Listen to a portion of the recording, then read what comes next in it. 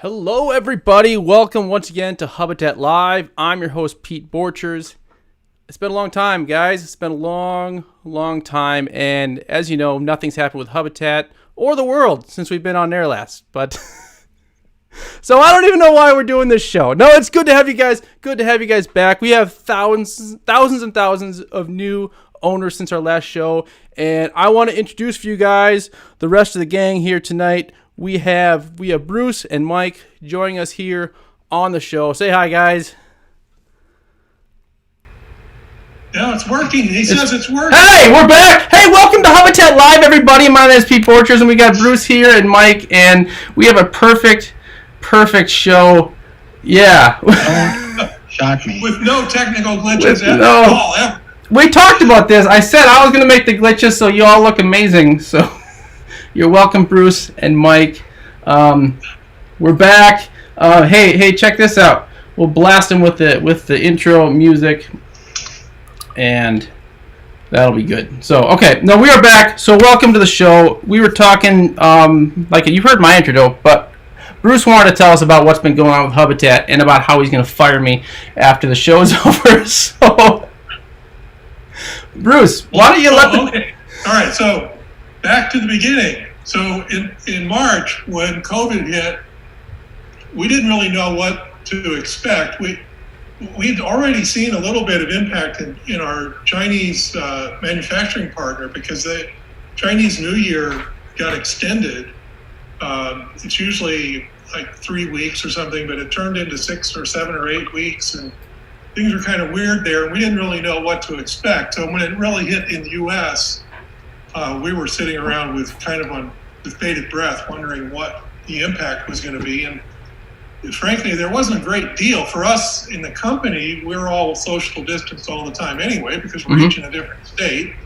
And we all work at home. And so the personal impact wasn't so much.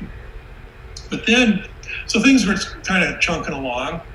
But we realized that we needed to get some shipments out of China, so the first thing we noticed was lead times for parts into China suddenly went through the roof. And our normal supply chain was suddenly not so normal anymore, and things weren't going to work quite the way we expected. And then, on top of that, 6th, Wink announced that they were putting a subscription in for all of their customers, and all hell broke loose. So suddenly we had just a flood of orders, and our best laid plans about inventory and supply and all of that just kind of went out the window, and we were completely sold out of stock within about 3 weeks, 2 or 3 weeks. Everything just went.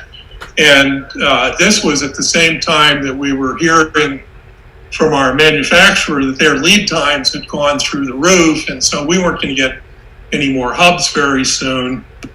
And so we were just kind of stuck. Well, we had plenty of work to do. We were trying to finish up our Z-Wave certification, and it was already by May, it was already 5 months beyond what we had expected our schedule to be, and there was no end in sight. It proved to be the most difficult project that we've ever undertaken. I think it about killed Mike Maxwell.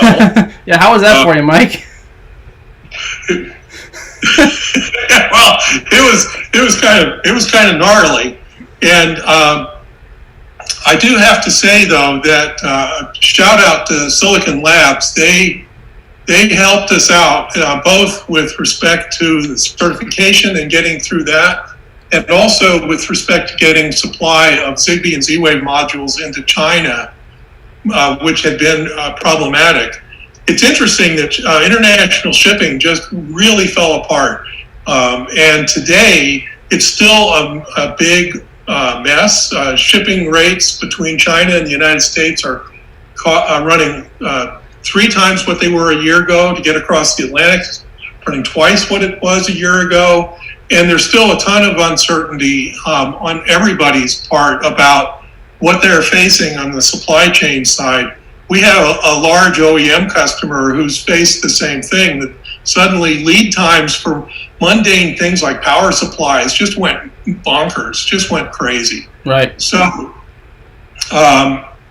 that's been a hurdle for us. Well, anyway, so come July, we got a new shipment of C7s in, and we got out a 2.22 release, which was a little rough around the edges. We were still finishing up Z-Wave certification, and in all fairness, Z-Wave didn't work as well as it should have when we first shipped the C7 hub, and we quickly struggled with what became the 223 release. And 223, I think it got to 148 builds or something, 145 or 148, I forget which. But that was a very difficult body of work for us to try to get Z-Wave up on its feet. The irony of all this was while we were in certification, we're like the first people doing a 700 certification, or the second. The testing lab that was testing us for certification had never done it before. There were a whole new set of requirements that nobody had ever had to meet before except us. And along the way, we discover bugs in software from Silicon Labs and in firmware in the Z-Wave modules. I mean, it was just a big party of fun left and right. But we managed to overcome that. We managed to get the Z-Wave firmware update working, and the Z-Wave stack to be pretty much hanging together the way it should. Still, though, in 2.2.3, which is the current released build, it's not where it should be. So we, for the past, 6 weeks at least, have been working really hard on 2.2.4. I should say and point out that when we shipped the C7 back in July, they started flying out the door. We were shipping literally thousands of them. It was crazy, and we were able to get some help through establishing some reseller relationships around the world. We've got a number of resellers in Europe, and UK, Ireland, Canada, and the US. There are a few. And they're not just these aren't just resellers selling to individual DIYers like our audience necessarily. I mean, they're selling interesting projects and things like this too, right? Well, yeah, we've got a large collection of commercial customers who are using our hub in things like apartment buildings, long-term care homes, and things of that ilk. We have OEM customers who are using the hub in non-home automation applications. Mm-hmm. And because of this, we had a whole other set of problems that we were struggling with that we've been working on for the past year. If you're going to deploy 500 hubs, and we've got an OEM customer who buys hubs by the 500 or 1,000 at a time, you're not about to want to go into each one of those hubs and set it up. So we had to develop some tools to enable that to happen, and those have been coming along nicely over the past year, and there's a major release of that in our 2.2.4 release. So anyway, that's kind of what's been going on, and kind of gets us up to 2.2.4. Yeah, I mean that new product you're talking about, being able to program hubs in a mass scale. I mean, that is really going to be critical for a lot of people that are trying to get into this market. So I've seen that; it's very cool.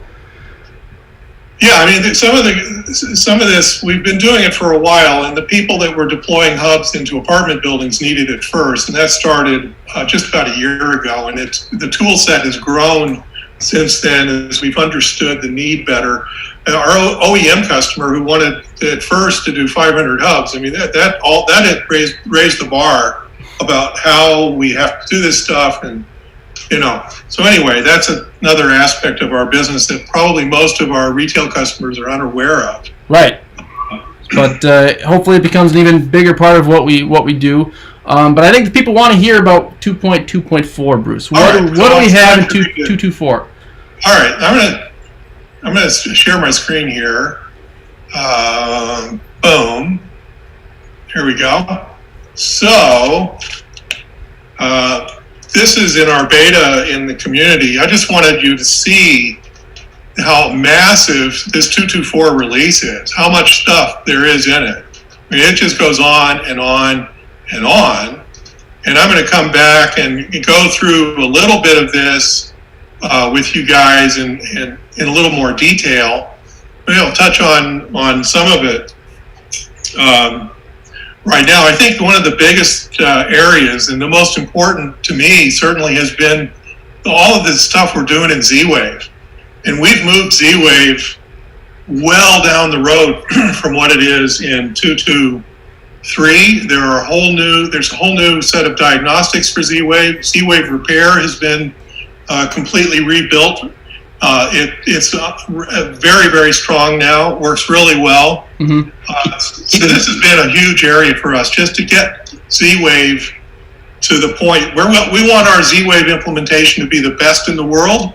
And we've made a big stride towards that in this 224 release. We're not done. We have more work to do, but it's really getting to be quite strong. We did a bunch of work in dashboard that you're going to see that has to do with security of dashboards, and also a cool new feature, which is to be able to put out a dashboard per user. They get their own access token. It can be revoked later. They can pick up that the link to use the dashboard through a QR code. They take their phone and point it at the. I can probably even show you that. Hey Bruce, a quick question as you're going through. Some of these are for C7 only, and some of them are for all models, correct? Yeah, all the C-Wave stuff. We're talking C5 and C7. So the dashboard stuff and all of that. Obviously, there's some dedicated driver patches and whatnot for C7s as well, but we've noted those in the release notes. Okay. Awesome, thank you. Let's see if I can. Let's see here. Maybe I can show you the dashboard thing real quick, because that's kind of cool. Where's Hubitat dashboard? Right here. Per user dashboards.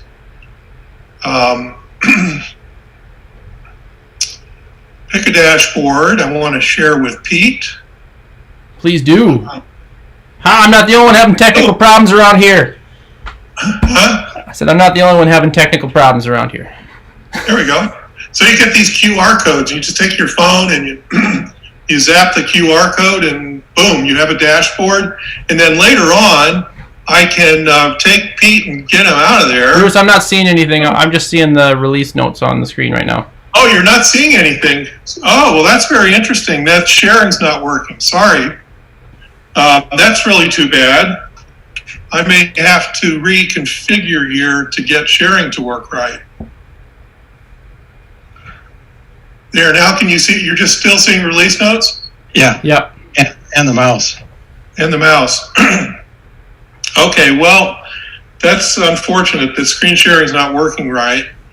I'll just keep on going through this. So we did a bunch of stuff in dashboard. We reworked the user interface for simple automation rules. It has a whole new bunch of features as well. And you know what? If I've got this problem, maybe we ought to do Mike's segment, and maybe I could get this to work better so I could actually demo some of this. Okay, that sounds like a great plan. So Bruce is going to figure that out. And Mike, are you ready? Yes. Ready? Okay, hold on. We got. Yes. It's time for product of the week, you guys.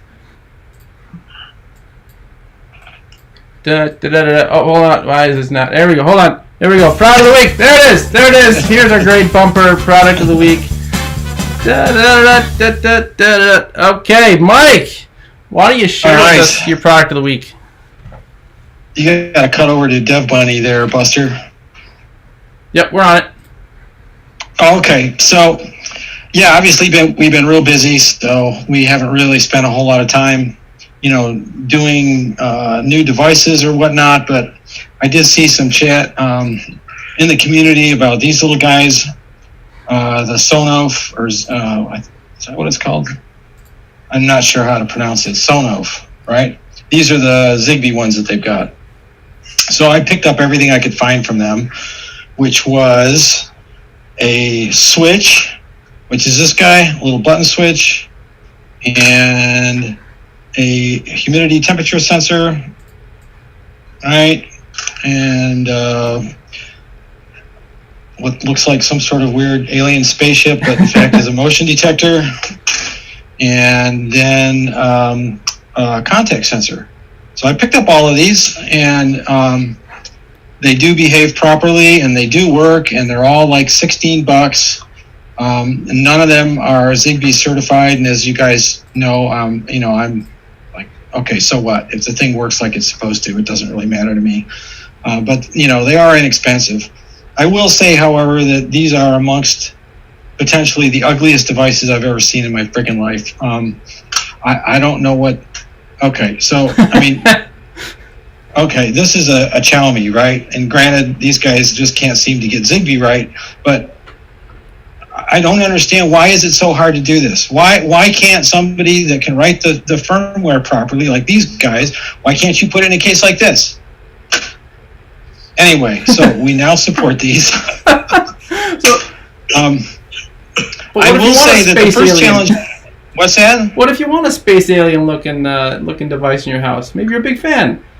These things look like crap. I mean, okay, for $17, I don't know what you're supposed to expect, right? But I mean, if I took this downstairs, I can hear my wife, Christy's downstairs, laughing at this already. I already know what she's going to say if I told her, hey, honey, guess what? I saved about $10 a piece on the 2,000, motion detectors we've got in the house. Can I put these up in their place? She'd freaking kick me out of the house, and she'd be throwing this shit after me. Well, Mike, I'll tell you, someone in the comments, Randy says he put it in his cat litter box to let him know when the cat...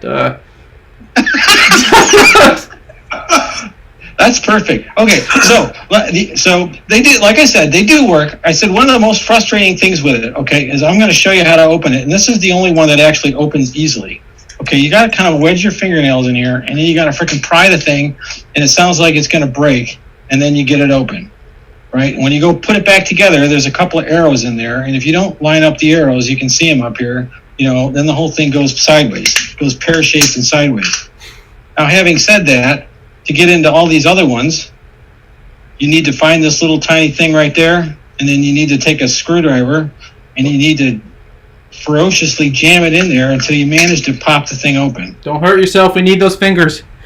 Then you get to the battery. So anyway, so the only other one I wanted to show you was the inside of the contact sensor, and look what's in there. There's these guys aren't making their own stuff, obviously. Uh-huh. And the manufacturer the manufacturer name that comes up when we do the join, they're not certified either. But you can see that, they bought this from someone who actually cared about the shape of the case, because this would have been a much nicer case, right? This little guy in here. Yep. I mean, look at this. Look how small this is, right? Listen, Mike, when you spend $17 on something, you want people to know you have it. You need a nice, big, bulky-looking thing to let people know. I don't know why you'd want that, but do they work, Mike? Do they work? You mean this? Is this what you're talking about? Is this the right situation, Pete? Is this the right situation? Need a separate room for that.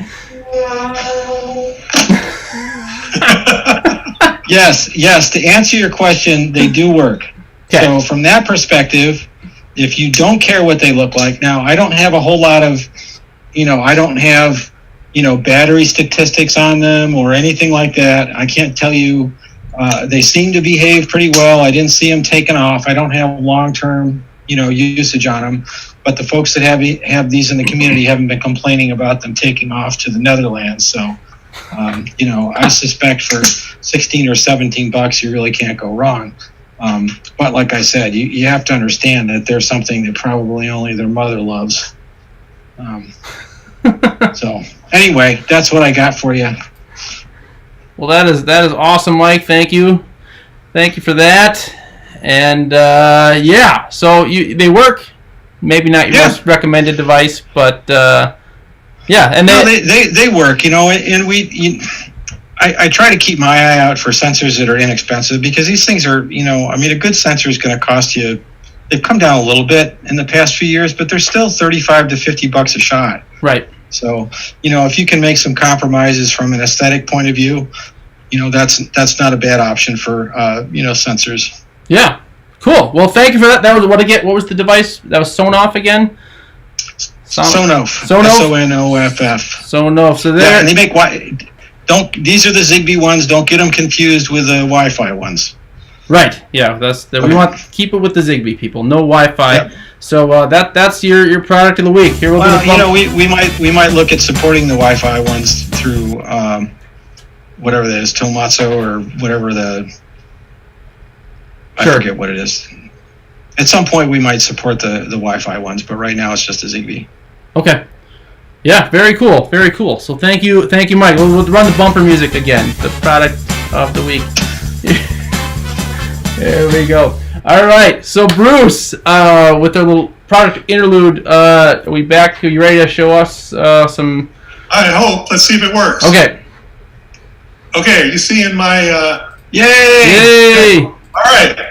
So I've got a user, Pete, and I'm going to pick a dashboard for him. Oh, I love my breakfast dashboard. Your breakfast dashboard, and now I'm going to put that dashboard to you, and I get these QR link codes, and you just point your phone at it, and boom, you've got that dashboard. And then later on, after I fired you for blowing up Hubitat Live, then I can remove this dash. Pete no longer gets breakfast around here, man. It's like, boom, gone. So that's pretty cool. Very nice. Yeah. But yeah, I mean that's great especially for renters and things, right, Bruce? For what? For like renters, if you're renting, if you have a or a contractor who's coming or something, and each of these dashboards gets its own access token, so you can revoke a user from a dashboard, and everybody else that's using that dashboard goes on using it. It works really well. So let's see, what else can simple automation. Simple automation, rules. Yeah. Let's just bring that up real quick. Did you complicate it, Bruce? No, I added some stuff. Wait a minute. I should mention that we now have device firmware updater. What was that first app? What was that first app? Can we just roll that back? No, we're not doing that, Mike. Okay. So, device firmware updater is a cool thing that's going to grow over time, where we can load firmware into devices to update them. And let's see, we move down here. We got simple automation rules, and it's got a little bit of a dusted off user interface. That's not good. It'll come back. Yeah. Well, it'll still let me show the UI, I think. So you got a whole bunch of stuff. We've got added some temperature, and I don't have enough. This hub's kind of naked. It doesn't really have much on it. Anyway, so simple automation rules has been dusted off, and it's got some new features. And there's another new app. We're going to the big one here, Bruce? No, let's see. So thermostat controller. Oh, right, thermostat controller. Another new app that lets you add things like temperature sensors to an existing smart thermostat, so that it becomes a smarter thermostat. So that's thermostat controller. What if I had, say, a bunch of hubs, Bruce, that I wanted to work together? Well, Pete, you're just too intuitive. But before I do that, I want to show you a cool new feature in Rule Machine. Oh, and new feature in Rule Machine. Rule Machine now has the ability to export and import rules, so you can share them with other people. Now, I'm going to import a rule that I saved earlier, a little simple rule here. So I'm importing this rule, and now I can go in, and one of the things I can do is substitute the devices.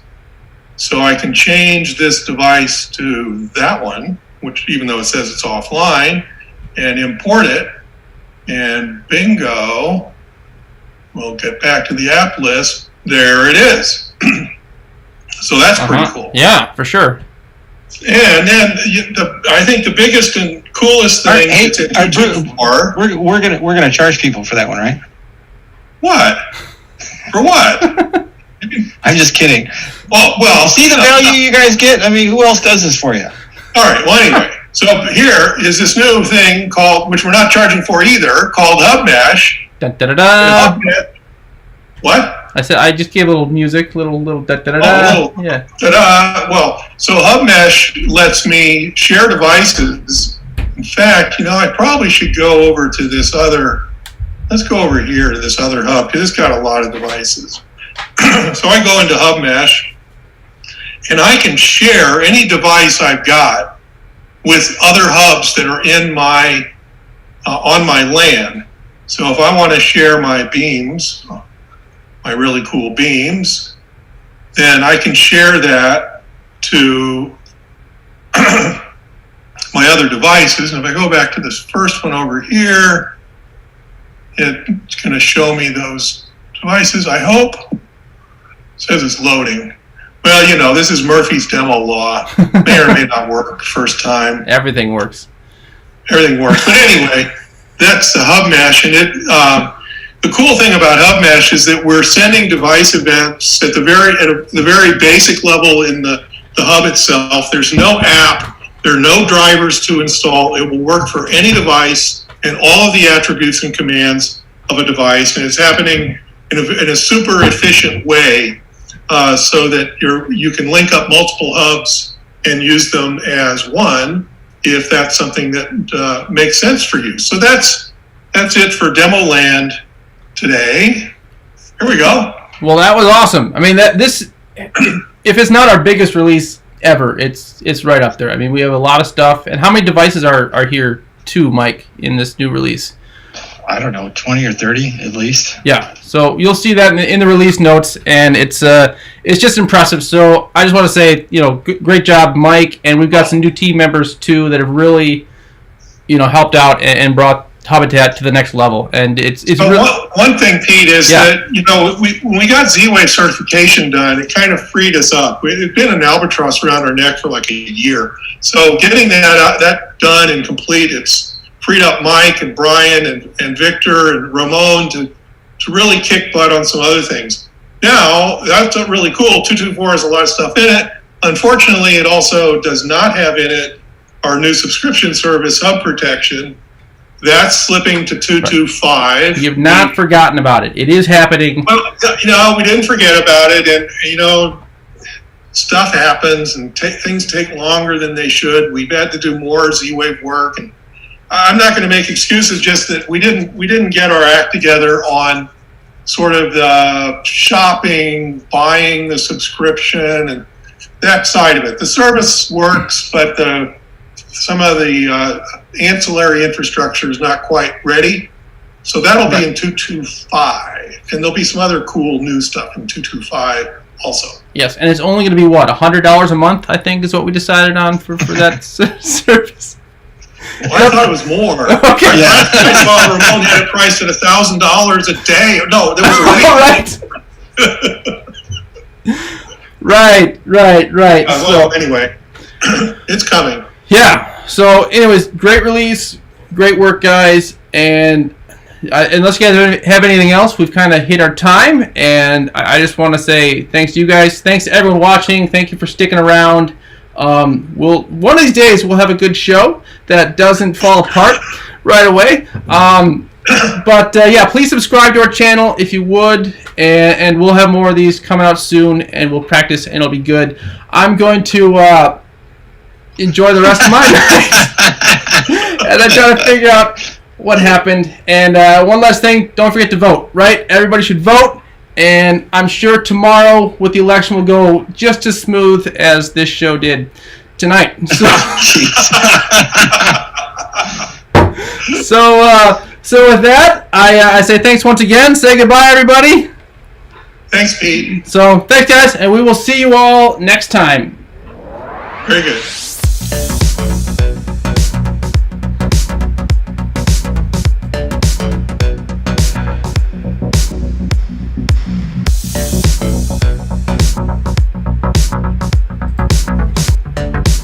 Okay, we're out. Ugh.